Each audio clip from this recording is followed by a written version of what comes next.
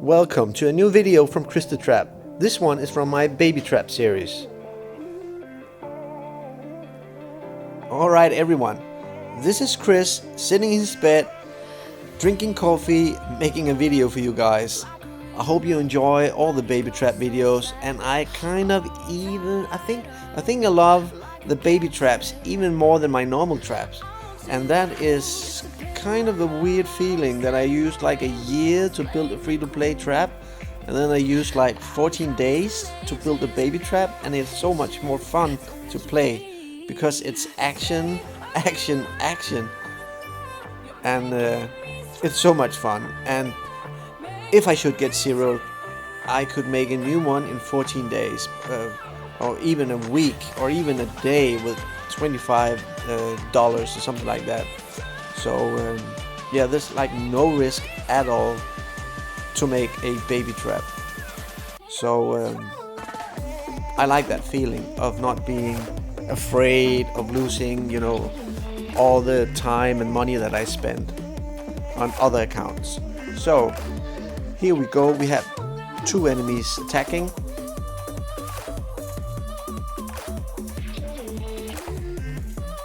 And this one is an easy one. By the way guys, I will make sure to, I think around 2/3 into this video, to make a kind of little tutorial about what to do and what not to do while trapping with a baby trap account. And he is walking back, and he knows what I have inside my castle. And what I found is that, yeah, it's like a 50% chance of him telling everyone not to attack me, and a 50% chance of him not telling and people attacking anyways, or something like that. So I'm not that afraid about people knowing what I have inside my turf anymore, because I don't know what it is with people and communication, but it doesn't always work like it should. So yeah, it could be fun just to port in even without the anti-scout and see what will happen. I think most of these guys, they're used to attack people with T3, sometimes without a leader, sometimes, I think most of the times, without any kind of war talents on.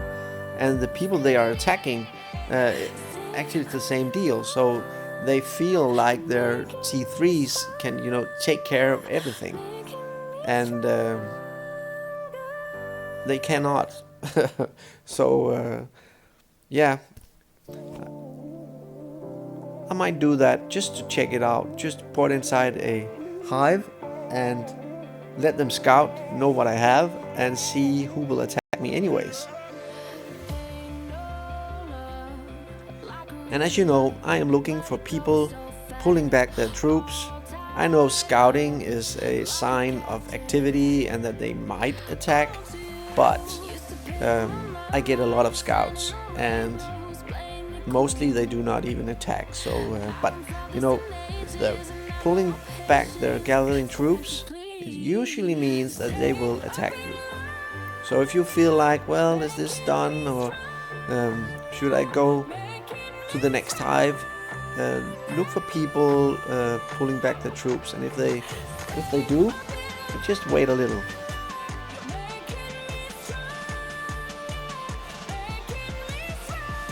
Another thing could be if you port to a hive and nothing happens, and you're out of gems or relocators, just stay put on a shield, and try in the morning. They might be active.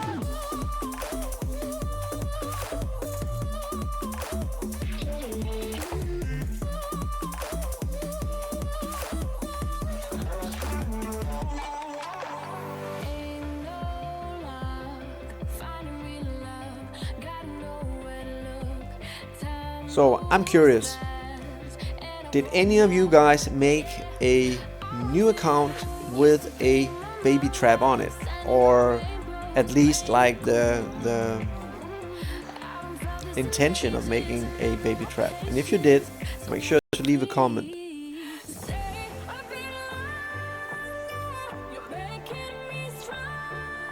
So Mr. Wang Xiang, or something like that, he is really into attacking, and he is making sure that he have like 0 troops left. It's a bad strategy, man. It's just a bad strategy.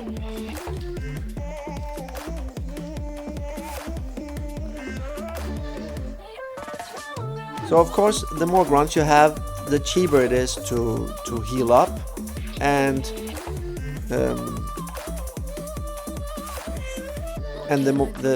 yeah, what am I trying to say here? Yeah, it's a balance between having some easy heals and being able to keep people out. So I found like this 70-ish T1 grunts and about like 107 to 120 KT2 gladiators is kind of a good front line for a baby trap. And he is sending his last 10k just to make sure that he only have like none left.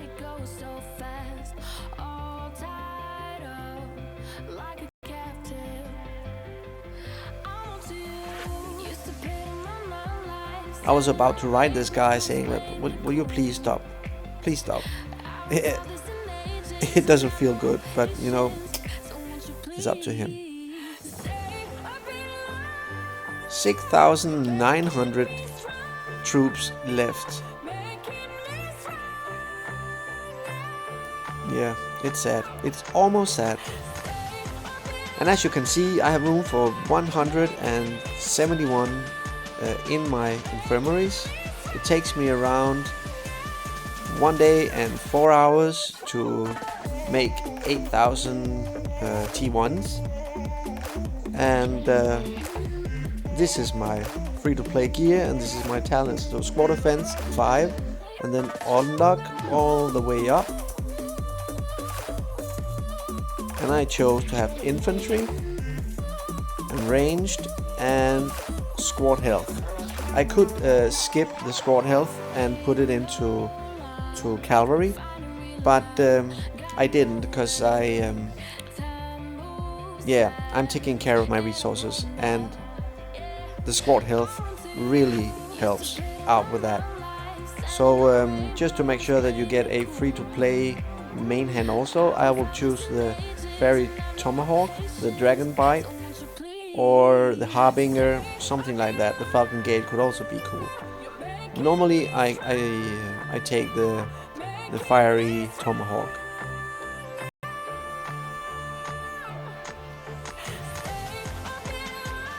And make sure you get Oathkeeper to gold as fast as possible. He's actually pretty easy to get up. You can unlock like 2 different stages with him, where you can get the medals. And the best thing about him is that he gives you like 50% infantry health, and that's your front line, and that's the kind of health that you want to have. So if I should do this again, I will get him to gold as fast as possible, and then begin to work on the other guys, because in the early stages they do not give you anything that you actually need.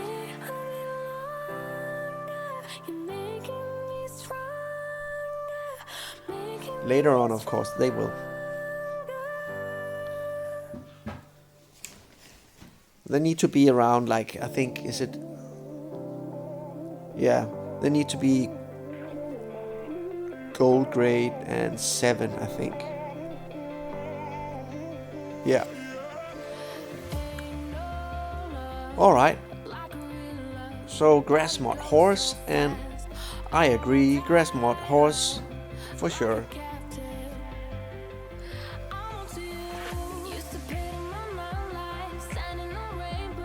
And another scout.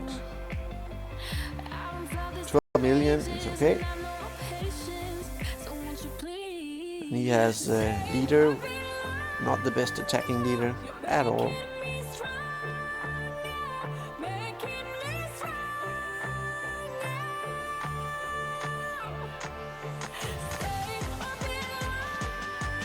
Alright, to get things going, I make sure to scout and to attack small ones, and this is a round of scouting.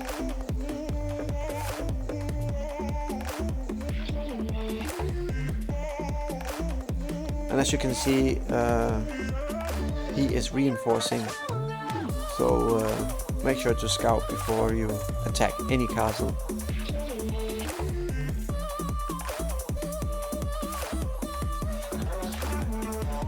And I know that I have like 3 minutes of fury, so there we go. One of the guys from the leading guild is actually porting right next to me, and he is sending a march. And I am getting the F out of there, and I leveled on that hit. But as you can see, he burned me, and if he had sent one more march at me, he would have taken all my resources. And that's actually what I'm protecting now. As you can see, he took a lot already. 16k dead. That's okay. And if I had like millions of resources, it would be easy to make sure that he has like no troops left just by taking another hit and another hit. But what might happen is that he could tell his guild, well, this guy is a little bit stronger than I thought, so please help me. And they have a lot of T4 guys, and one hit of those would actually zero me, so I'm not interested in that. So what I did, I randomed, then I randomed one more time to make sure that they cannot find me. So 6 points into infantry offense. Heal up my troops. So it's like 1.8 million per hit. So it's like 3-4 hits from that guy and I would be out of resources. And I actually think it's more fun to be able to heal up cheaper.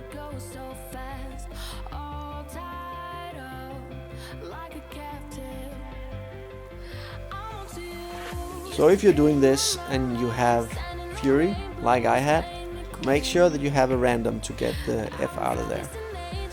Let's take a look at him. Here he is.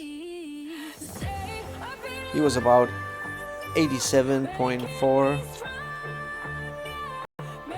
million. Not the best war gear, actually none. So I guess it's back to putting on a 24-hour shield and to send out the troops to get some more resources.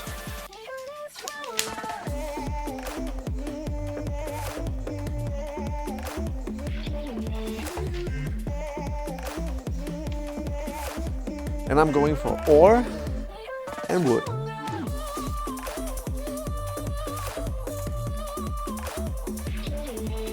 Yeah, nice talking with you guys. I will take another cup of coffee and get ready to have a normal day. And we are actually moving soon, so we have been looking on new places to live. And it's like far from... Yeah, it is really far from here. And not far from you, just to the right, there's a playlist. So take a look at it. Make sure to leave a like, leave a comment, or even subscribe.